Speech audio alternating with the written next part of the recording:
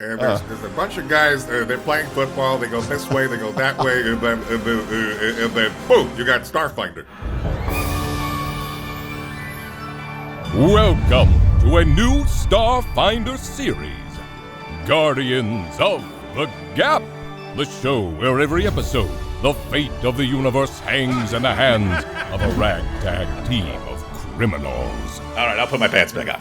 These lawbreakers, or rather, Guardians, are the best in their class, or at least the best Starfinder Command could strong-arm into saving the world. Let's meet our cast. Chelsea Krause as Mercy, a human thief. I think we need another Titanic where it's just the women and children who live.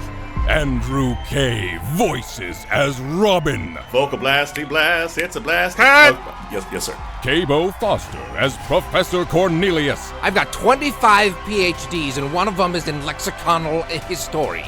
Connor Miller as Jet Ferret. You brag away, buddy. I'm proud of you. Kirik the Orc as Rainier. Biggins, punch him in the face. Punch him right in the face. And GM McLeod. Attacking things may not always be the wisest thing, especially in GM McLeod's campaigns. So, buckle up. Subscribe, like, comment, hit that notification bell, and let's go save the universe. Oh, my favorite.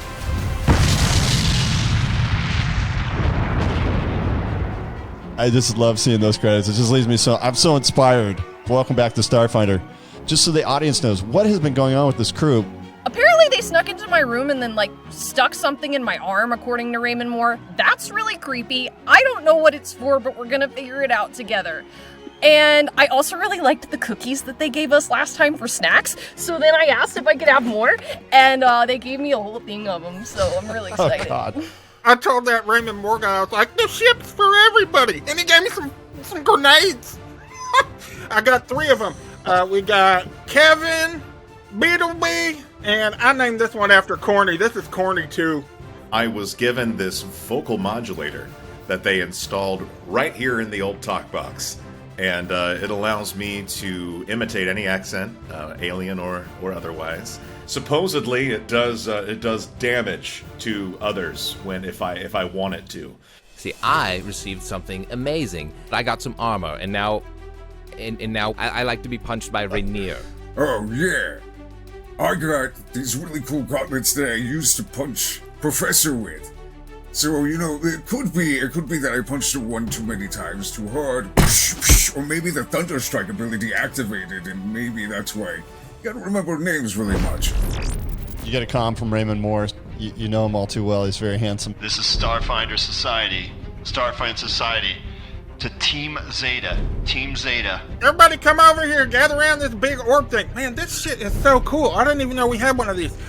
It's very important, Zeta team, that you understand this mission is of high importance, and that speed is very necessary because you're up against some severe enemies. Wait. What happened to Alpha Team? Why are we Zeta Team? What happened to the other letters of the alphabet? Why are we last? Who cares if 25 other teams couldn't cut it? Not everybody cuts it in entertainment. And I think we're just the ragtag group of rootin' tootin' outlaws that could get this done. It seems as though we're the leftovers team. He's just a guy who sucks. It doesn't mean anything.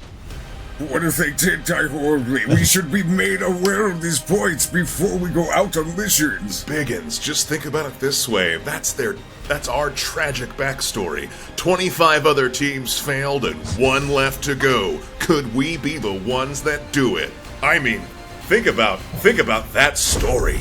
We packed you into a very powerful ship that should take you anywhere. We only gave it 1 cannon, so be careful with your shots. You don't have to worry about it. I'm gonna get out there. I'm gonna do my flip-flop zoopity-zop. Your localized infosphere will have its first mission loaded into it in a mere second. You're to go past the Diary ship and into Despora. There's a single comet there that is going through the asteroid belt that we need you to infiltrate. There's an ancient ruin on it. It's not going to be the easiest mission as it's moving. And, unfortunately, another Starfinder has been killed getting this information for us. Just know that there may be somebody else interested in this comet. And what do we get for this? Yeah, what do we get for this? That's a good question. You get to be not in jail. So, what do we get for bringing this to you? I mean, we could just kind of take off in the ship. Hold on. This is a huge opportunity for all of us here. I mean, we've got cameras here. We've got a great plot ahead of us. A rootin' tootin' gang on their way to an ancient ruin to get some stuff. We could call it Hoopla Shenanigans 4. I'd rather not toot, please. Yeah, we're gonna workshop that title. Thank you. And I can do the soundtrack myself, and the trailer, and we're all gonna be. I'm gonna be we are gonna be famous. You know, it's funny because as far as I understood, directors typically make the decisions that the actors are doing. I don't know, maybe that's just me, after watching movies and yeah, so. While everybody here has been talking and enjoying themselves, I took the liberty of exploring around the ship a little bit, with my wonderful fingers. I noticed that there's a remote explosive attached to the ship, and I can't deactivate it. Good catch, Professor. And good luck on this mission. Oh, and those aren't pickled eggs. Then what did I just eat a whole jar of? Other than the series of explosives built into the ship itself, I mean, I'm incredible. I just want you to know that I'm incredible, and I could deactivate just about anything, but this is a little bit beyond even me. None of you ever repeat that to anyone ever. If anyone asks, I fixed all of it. Anyway. After serious negotiations. Here we are. You're on your mission, and you're landing on a comet. You've landed close to a comet. You can't quite get on there with your ship, so you've met its speed, and you're rushing through the Diaspora asteroid field, and you're just right next to this comet. Who's staying on the ship, and who's going out to this supposed ruin that you have locations for on that comet? Jet, I think you should stay on the ship because you're flying the thing. That only makes the most sense. I'm very experienced as a getaway driver. It's fine. Talkie McTalkerson, I also would love for you to stay on the ship, please. Hey, someone's got to give the fans the epic story of the adventure that you guys are going to have and that I'm going to talk about. This will be one of the few moments where myself and my platonic life partner, Jet Ferret, are going to separate briefly while we attempt this mission, because otherwise, there we all go. Yeah, we gotta get in, grab the artifact, and get out. Let's go. And you kind of have a schematic of what the actual inside of the temple looks like. And as you're pulling it up, it looks more and more like it's defined. It has like metal floor. It looks like there's some kind of a huge altar in the center and surrounded by 4 other like bricked out things. It's really bizarre. It resembles something that was definitely built by a smart, intelligent life form. And so the entry door, it's not locked to this temple, which should pose for anybody that has a thieving mind, there's something wrong with this door if it's just open. And by the way, when you land on the comet, it's metal. Open doors shockingly don't mean welcome. Oh, I just want to hit it. Let's just hit it with my white knuckles. All right, so everybody roll initiative just so we know who's in initiative. Roll initiative.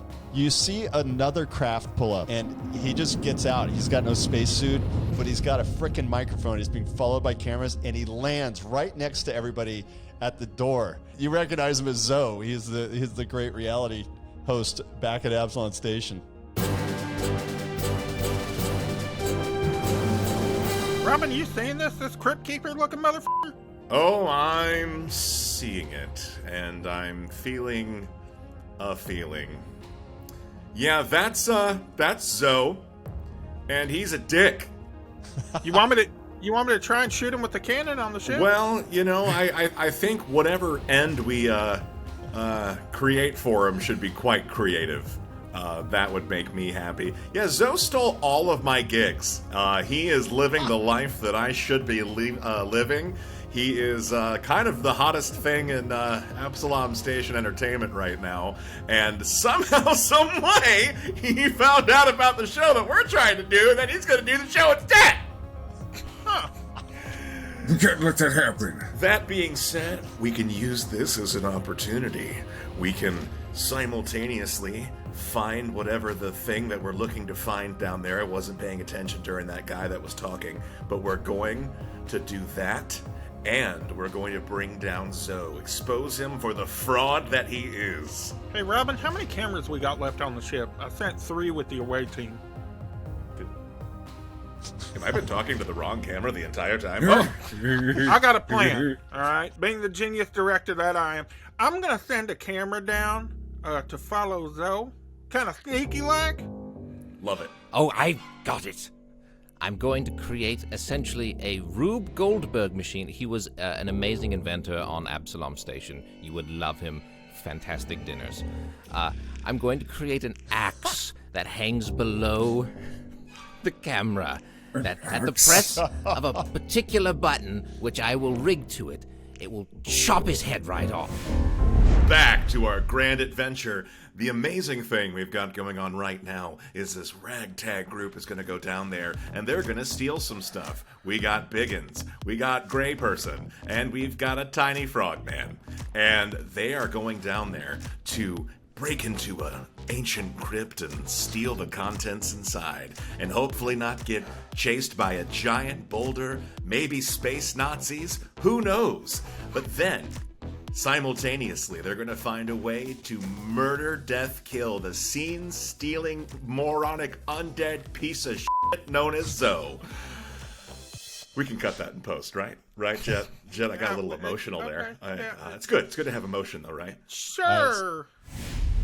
So let's cut to y'all. You're entering this crypt, okay? And Zoe is covering you guys from outside, so he's not actually in here. Who's going to enter the crypt first? Zoe is literally 10 feet away from me, and he's like, I'm here I'm flying fast through the universe on a flying comet, and it's incredible. You can see the dust trail go for miles behind this, and it's just, what an incredible sight. And then we have 2 looked like adventurers here who you're going in, right? Are you going in that door?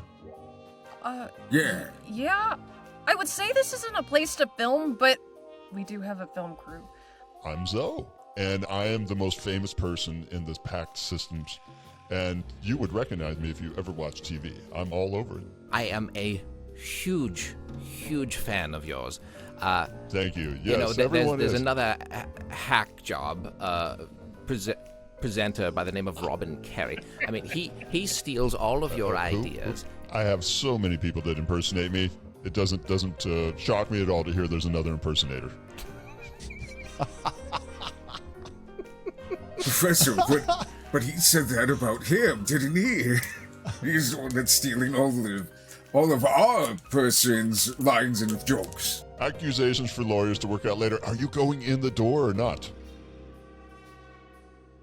Yeah. Yes, dead man. Why? We're gonna do this. this place is abandoned, and you see the mark. It's right in the center of this room, on top of this sort of, it's like a pillar, and you're sure that this is easy. It looks like an easy pickings for you. Be like, it's all clear, guys. There's nobody in here, and usher them in. Okay. Nothing seems to happen. The cameras follow you in. They're pretty stealthy. Okay. Oh, yeah, half movement? Then I'm going to go like 5, 10, 15. I suppose I will just follow the large one. I'm gonna walk to the side, just in case. Does the idol feel warm or anything? I'm just putting my hands all around it right now. Should we replace the idol with something heavy? Like, in its place? Like an equal exchange thing. Maybe that's booby-trapped. Couldn't help but realize you were talking about replacing the thing with another thing. Conveniently, there is an undead douchebag over there that has a head that probably weighs about the same amount as the thing you're trying to steal. You could just, do that. Put his head there, and then that solves all of our problems. I want to pilot the little camera that I sent down there that Corny put an axe on Yeah. and Over to send him. it over to Zoe. We cut Zoe's head off. Oh God, I see here's a camera with an axe on it. It's a juvenile prank. I'm sure of it. I'm sure they don't mean anything by this. You see him hop in the ship, and he takes off.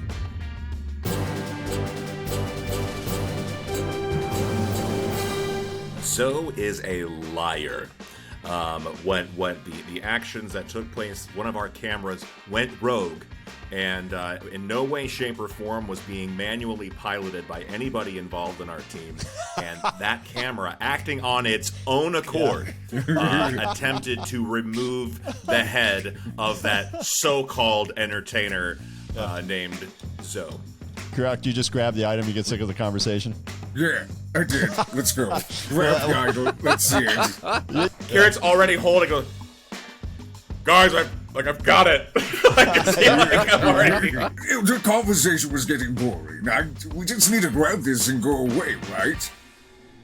An entity enters the room. It's bizarre. It floats, and it has like a skirt which is part of its body. Delicate and angelic looking in zero gravity, asteroids are a race of vacuum-dwelling fae that ride in solar winds between space debris, asteroid belts, planetary rings, playing in the dust, dancing in the microgravity, and seeking new and beautiful sights. Their bodies consist of little beyond lightweight, flexible bones, creating a vaguely humanoid upper body shape and a lower body consisting of a large appendage that absorbs cosmic radiation and grants special abilities to the fae that propels them through space. Am I seeing something on the sensor, or are you in the room with a biblically accurate angel? It moves really fast. Like, it came 60 feet in there, right there. Well, Mercy, you've always been good at surviving. So let's try and survive. Snuck a cookie for good luck. Let's freaking go! It does this thing where it has it takes a breath and it goes that, and when it does, it's this lightning bolt that goes across the room. It'll be on Kurak. 18 plus 16. So you just took 20 points of electrical damage. How much stamina do you have? I have 9. Okay, so it burnt through that, and then how many hit points do you have? 13. Okay, so you have 1 hit point. So I have 2. 2 hit points. Ooh, I have 1. Wait, Tim, I don't know what's going on down there, but I would recommend getting the out of there. Yeah. Yes, All you hear from mine is static. Yeah. I am going to sprint over to Rainier. The mean greens here are going to get things done. So it creates a holographic image.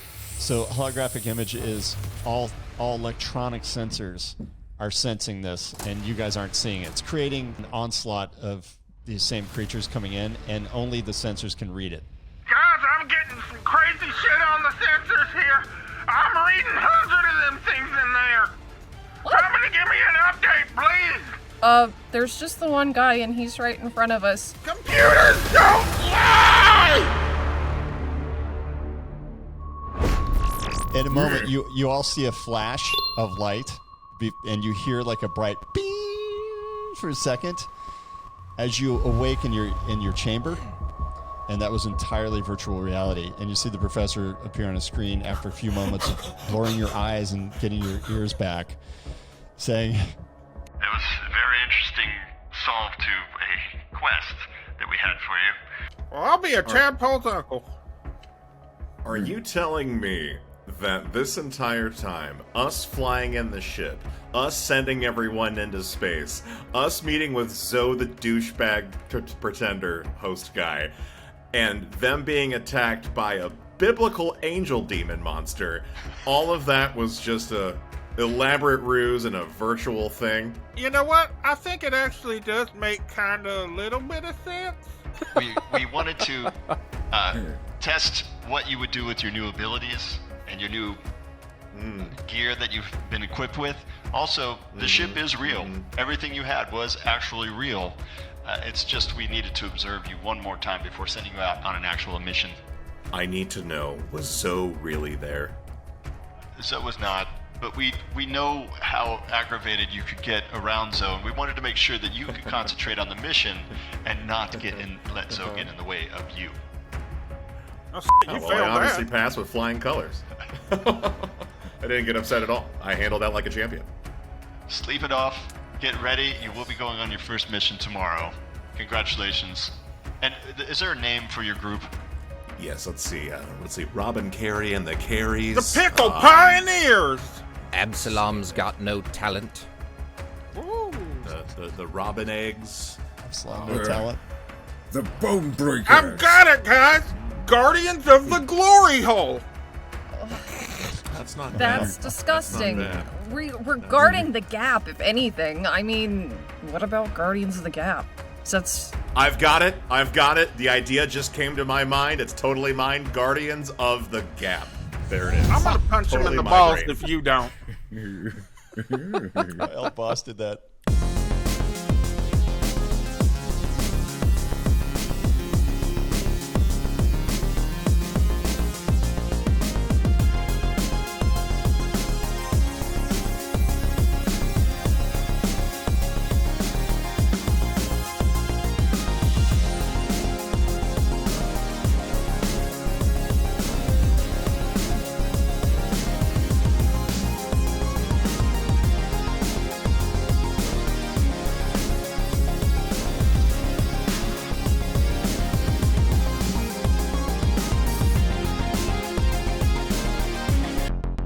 Attacking things may not always be the wisest thing, especially in GM McLeod's campaigns. We all know that.